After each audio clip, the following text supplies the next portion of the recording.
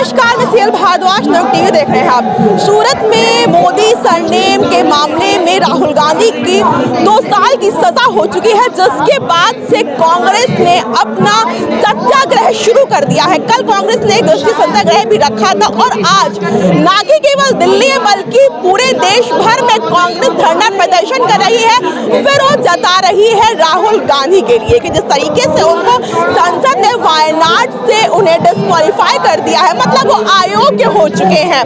मेरे संग कुछ हैं, आप क्या लगता है कि जिस तरीके से आप धरना प्रदर्शन कर रहे हैं, क्या हासिल हो जाएगा इससे? देखिए, डरो मत, संविधान जिंदा है। डरो मत, संविधान जिंदा है। अगर माननीय राहुल गांधी जी देश की जनता की लड़ाई लड़ते हैं, बेरोजगारी की लड़ाई लड़ते हैं, किसानों की लड़ाई लड़ते हैं, मजदूरों की लड़ाई लड़ते हैं, तो भारतीय जनता पार्टी कहती है उनकी आवाज़ को दबाने के लिए और नाना प्रकार के अपना यंत्र को प्रयोग करती है। भारतीय जनता पार्टी को क्या फायदा होगा उनकी आवाज़ दबाने से? इसलिए भारतीय जनता पार्टी में सारे आदमी झूठे मक्कार और जुमलेबाज हैं। कांग्रेस पार्टी इसका विरोध करती है। इसलिए जो 2014 में जब नहीं यूपीए सरकार थी, तब यही नरेंद्र मोदी भाषण देते थे, अच्छे दिन ले आऊंगा, लेकिन उन्होंने अच्छे दिन तो नहीं ले आया, लेकिन बुरे दिन जरूर ला दिया है। अच्छे दिन अगर नहीं आए हैं, जनता वोट क्यों दे रही है उनको? जनता वोट नहीं दे रही, जनता तो अब दिखाएगी। वोट हमने दिया है, उसका नतीजा क्या निकलेगा अब जनता दिखाएगी 2024 में कि नरेंद्र मोदी की क्या बुराई होती है, क्या हाल होती है। और नरेंद्र मोदी, मैं आपके माध्यम द्वारा, मीडिया के माध्यम द्वारा, चैनल द्वारा निवेदन करता हूँ कि अब वो अपना बोरिया बिस्तर बांधे और 2024 में उनकी विदाई तय है। तो दृढ़ संकल्प लिया है, वो जीत करके आएंगे, 300 सीट से पार आने वाले हैं। अरे मैंने तो बोल दिया, हम वो 40 से 50 सीट के अंदर में हो जाएंगे। कांग्रेस पार्टी 400 के ऊपर जा रही है। तो अब चेहरा कौन सा रहेगा विपक्ष के पास? अब कांग्रेस पार्टी में कोई नाम नेत्र नहीं होता। उन झूठे, उन फरोबी, जैसे अमित शाह हुआ है, झूठा आदमी है। नरेंद्र मोदी झूठा आदमी है। उसने, नरेंद्र मोदी ने झूठ ये में पकड़ी है कि जब 2024 में ये प्रधानमंत्री नहीं था तो ये वादा किया था कि हर गरीबी के खाते में 15 लाख रुपए मैं जमा करूंगा, आप लोग हमको वोट दीजिए। सबसे बड़ा धोखेबाज, झूठा आदमी। ऐसा भारतीय राष्ट्रीय प्रधानमंत्री हमने कभी देखा? राहुल गांधी को कहा जा रहा है झूठा भारतीय राष्ट्रीय बीजेपी का प्रधानमंत्री है जो कि नरेंद्र मोदी है। कांग्रेस पार्टी में माननीय राहुल गांधी सत्य की लड़ाई लड़ते हैं और सत्यम परम धीमहि सत्य स्वरूप आत्मा। एक दिन सच की विजय होती है और राहुल गांधी की सदस्यता भी वापस होगी। 2024 में कांग्रेस पार्टी सरकार बनाएगी। राहुल गांधी को डिस्क्वालीफाई कर दिया, अयोग्य हो चुके हैं, तो ट्विटर हैंडल पे अपना नाम भी चेंज कर लिया। उन्होंने लिख दिया है कि वो डिस्क्वालीफाइड एमपी हो। क्या दर्शाना चाहते हैं वो? देखिए, वो साफ साफ दर्शाना चाहते हैं कि लोकतंत्र की पूरी तरीके से हत्या हो रही है। विपक्ष पार्टी को सामने बैठने नहीं दिया जा रहा। एक सवाल पूछने पे कि 20,000 करोड़ रुपए अडानी की कंपनी में कहाँ से आए, ये सीधा सीधा सवाल है। एक 18,000 करोड़ रुपए की जो कंपनी है उसमें 20,000 करोड़ रुपए को इन्वेस्ट करता है और ये राहुल गांधी जी संसद में पूछते हैं, इसके लिए उन्हें डिस्क्वालीफाई किया जाता है। तो और क्या लिखेंगे? ये अपने आप को उन्होंने ऐसे दर्शाया है कि वास्तव में लोकतंत्र की हत्या हो रही है। बुरी तरीके से सरकार पूरे के पूरे देश को दबाना चाह रही है, तानाशाही रवैये से। जैसे हिटलर ने राज किया था, उसी सेम पैटर्न पे ये लोग राज करना चाहते हैं। इनको देश की जनता से, देश के सिस्टम से, देश के आम आदमी से, बेरोजगार से, युवा से, किसान से किसी को कोई मतलब नहीं है।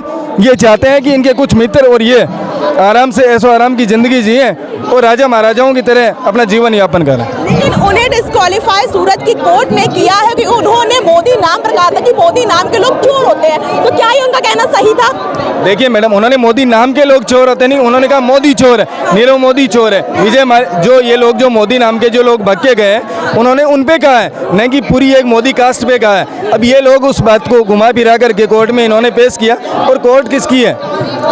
आज इन लोगों का जैसे सिस्टम है, आप लोग एक छोटा सिस्टम चला रहे हो। लोकतंत्र का चौथा स्तंभ जो मीडिया जिसको हम कहते हैं, बड़े चैनल वाले हैं। अब देखिए, इतना बड़ा सिस्टम हो रहा है, इतना बड़ा प्रदर्शन हो रहा है, कहाँ है वो लोग? वो लोग नहीं दिखाते, आप लोग दिखाते हैं। इसका रीज़न ये है कि इन्होंने बुरे तरीके से प्रेशराइज कर रखा है, पूरे सिस्टम को हैक कर रखा है। ईडी से लेकर के जमीन के हर एक कर्मचारी तक को इन्होंने अपना सिस्टम ऐसे मोटिवेट किया कि ये लोग जैसे चाहें वैसे सरकार चले और ये लोग चाहें वैसे देश चले। यही बात आ रही है, बीजेपी भी यही चीज कह रही है कि जो राहुल गांधी है उनको देश की न्यायपालिका पर भरोसा नहीं रह गया है, क्योंकि वे बाहर जाकर न्यायपालिका पर सवाल उठाते हैं। देखिए, न्यायपालिका पे कांग्रेस को पूरा भरोसा है। आपको याद होगा, इंदिरा गांधी जी भी जेल गई थी, ठीक है, राहुल गांधी को जेल जाने में कोई हर्ज नहीं है।